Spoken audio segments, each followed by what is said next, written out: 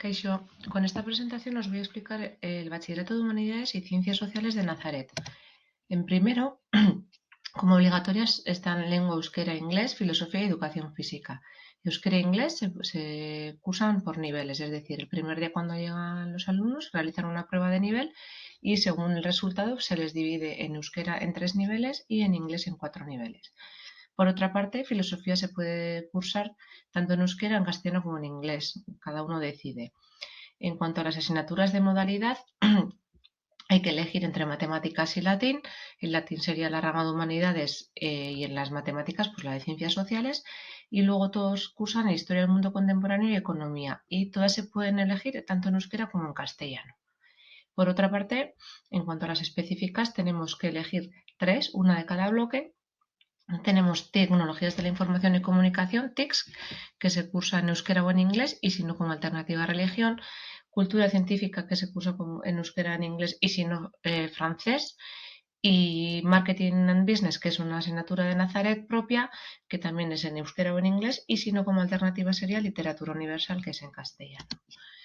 En segundo, mantendríamos el esquema, tendremos lengua, euskera e inglés como obligatorias e historia. Mantendríamos los niveles tanto en euskera como en inglés y historia se podría elegir tanto en euskera como en castellano.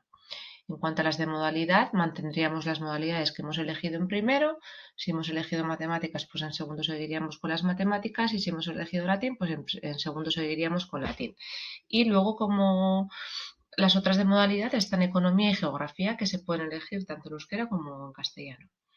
Y para finalizar tendríamos las específicas, que en segundo son 2. Por una parte tendrían que elegir entre fundamentos de administración y gestión o historia de la filosofía. Fundamentos se hace en inglés o en euskera. Y por otra parte tendrían que elegir entre TICS o francés, que serían TICS en euskera o en inglés, como lo han realizado en primero. Entonces, si vienen a Nazaret, tienen para elegir modelo lingüístico D, que es todo en euskera, B, que es mixto, o el A, que sería todo en castellano. Podrían realizar un bachillerato trilingüe en euskera, castellano y en inglés, o en euskera, inglés o castellano, inglés. Podrían sacarse los certificados de idiomas, ya que tienen cursos por la tarde para preparación de First, Advanced, etc. Y el que haya elegido el modelo D y B sale con el B2 de euskera.